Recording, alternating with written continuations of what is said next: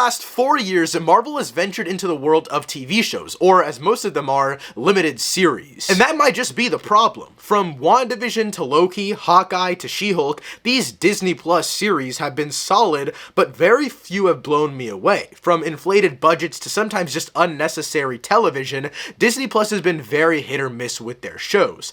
With Echo officially out, it seemed like Disney and Marvel changed up their formula, cutting a 6th episode for pacing purposes, continuing a story from Hawkeye and the Netflix Marvel shows, but best of all, finally creating a TVMA show. Everything had me hyped up for this show, but after having seen the series, so many of these things became a hinder. That's why today I want to sit down to rank all of the MCU Disney Plus shows from WandaVision to Echo. Let me know your ranking in the comments down below. Both don't waste any more time, let's get right into it. Now I have to start off this list with a weird little caveat, because you guys know me, normally I watch every single Marvel project, but Secret Invasion is one that I have not and probably will never check out. I watched the first episode, did not want to watch the rest of the show, so I didn't. I had no obligation to, and a lot of times with these Marvel shows, I feel like I am absolutely locked in to watch them because I like the MCU. But that's just not true. I heard Secret Invasion was dog shit, so I didn't even want to try. Starting the list in 9th place for me is sadly the newest Disney Plus show, Echo. I don't think this show is that great at all. At least I had an enjoyable time with all of the other ones, but if you want to check out my full review for Echo, you can check it out up here, linked in the description down below. But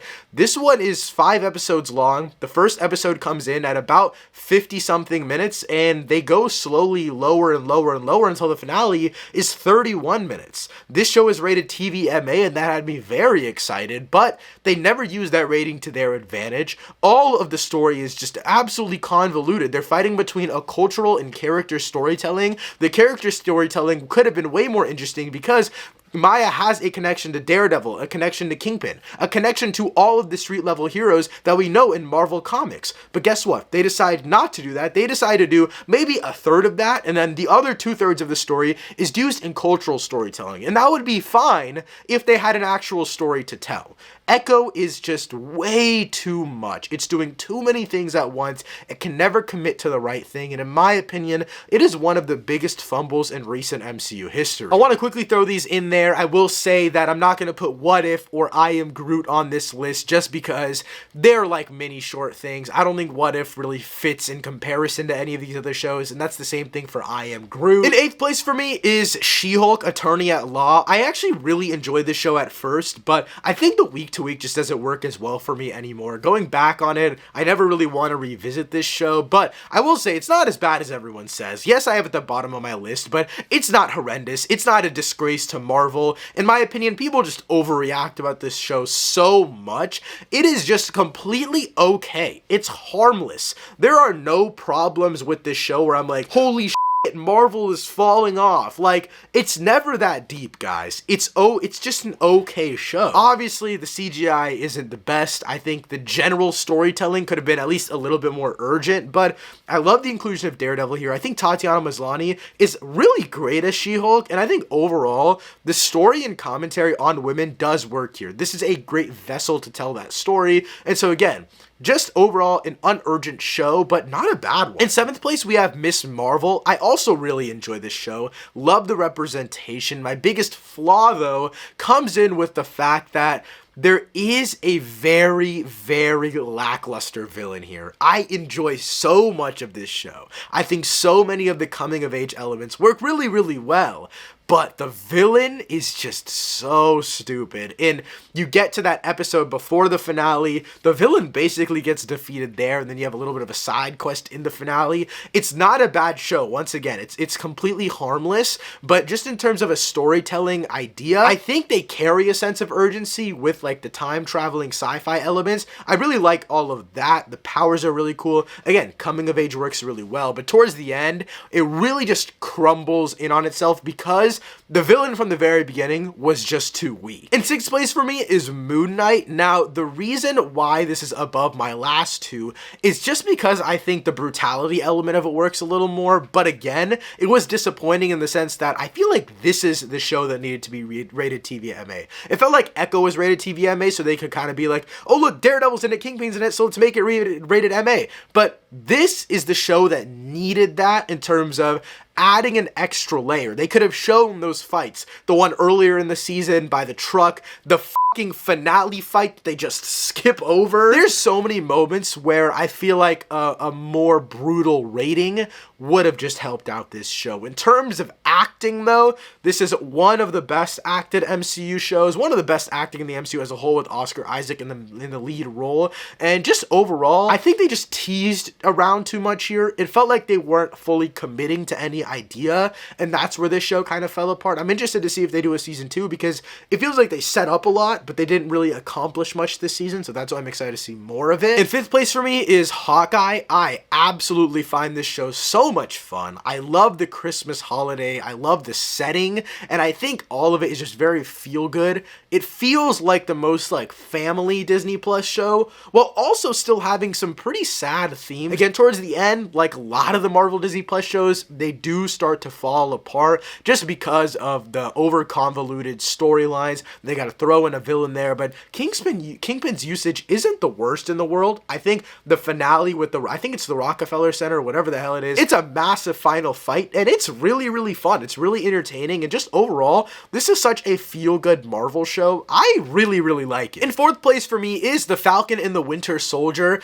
I don't think about this show too much, I won't lie to you guys, but the only reason I have it over Hawkeye is just because I feel like the action sequences are genuinely really, really great. I think the pros and cons that Hawkeye has can be translated to the Falcon and the Winter Soldier, just in regards to the fact that I think Falcon and the Winter Soldier has a lot of great messages. Sometimes it's a little bit too on the nose, but I think that's what it needs to be. A lot of times, though, I will say, the action and storyline don't really combine. Sometimes it feels like there's action for just mission's sake, if you know what I'm saying. I think why this show's elevated over a lot of the others is just because of its dark thematic values, and I think that really makes it excel over the other ones. I am interested to see where they go with Captain America here. Moving into 3rd place, before I get into my top 3, let me know your top 3 favorite Marvel Disney Plus TV shows in the comments down below. But in 3rd place for me is WandaVision. This show is so awesome.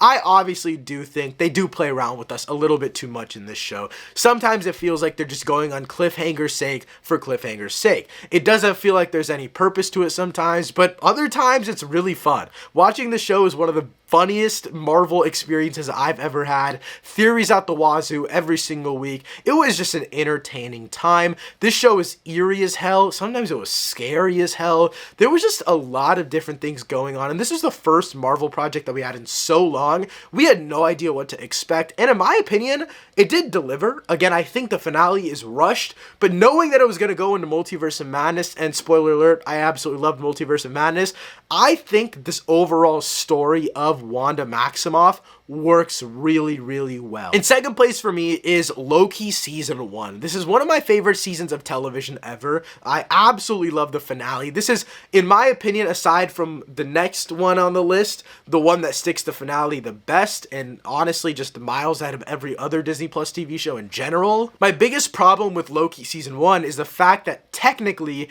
it isn't anything to write home about. It does just feel like all of the other Marvel Disney Plus TV shows, but on a story level, wow, is this crazy. If I'm not mistaken, this was the 2nd or possibly 3rd Marvel Disney Plus TV show, so at this point we had a decent idea of what to expect from the 6-episode format. Episode by episode, Loki kept on going, and the TVA is introduced as this all-knowing time thing, and it makes you completely rethink what the Marvel Cinematic Universe is. And through, you go through the story and you get more explained, yet you have more questions. Every single character is so entertaining, from Ravonna Renslayer to B-15, Sylvie, Mobius, Loki. There are so many amazing things about the story in Season 1 that just had me coming back. I don't rewatch Marvel Disney Plus shows in general. I normally don't rewatch, but Loki Season 1 I've seen 3 times. This is absolutely amazing. But moving up the list, in 1st place for me, you guys probably guessed it, is Loki Season 2. Now, I have to split up Loki Seasons 1 and 2 because not only are they so different, but not many other Marvel Disney Plus TV shows even got a season 2. So the fact that this got a season 2, the fact that they made it so quickly without doing any reshoots at all whatsoever, they knew what story they wanted to tell and they told it. Loki season 2 is one of my favorite seasons of television ever.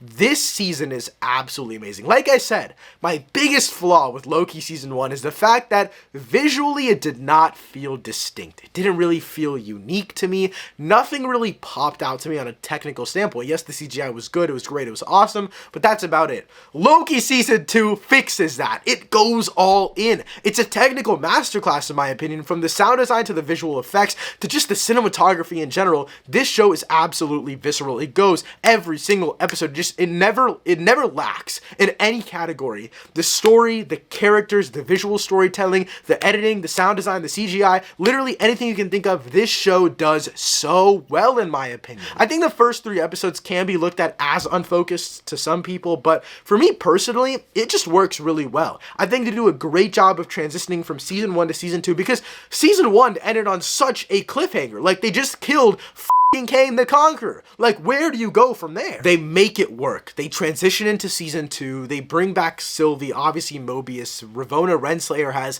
an amazing part in this story. This kind of love story that they're going forward with Kang and Ravonna is really interesting. And obviously Loki and Mobius. Man, do their stories by the end of this season have me in absolute tears. I love the conclusion that Loki comes to here. We're probably going to see more of him, obviously, but that is amazing. Mobius's ending is so heartbreaking to me. I'm getting chills right now just thinking about it. The storytelling in this season is absolutely amazing, in my opinion. And obviously, we don't know where they're going from here. We don't know what Kang is going to be in the future of the MCU. We don't know where the multiversal story goes. But for what Loki season 2 is, I really, really liked it. I genuinely loved this season of television. It is miles ahead of anything else Marvel Disney Plus has ever made. But guys, that wraps up my ranking for all of the Marvel Disney Plus TV shows. As always, please let me know your ranking for all of these shows in the comments down below. Thank you so much for watching. I'll see you next time. Peace.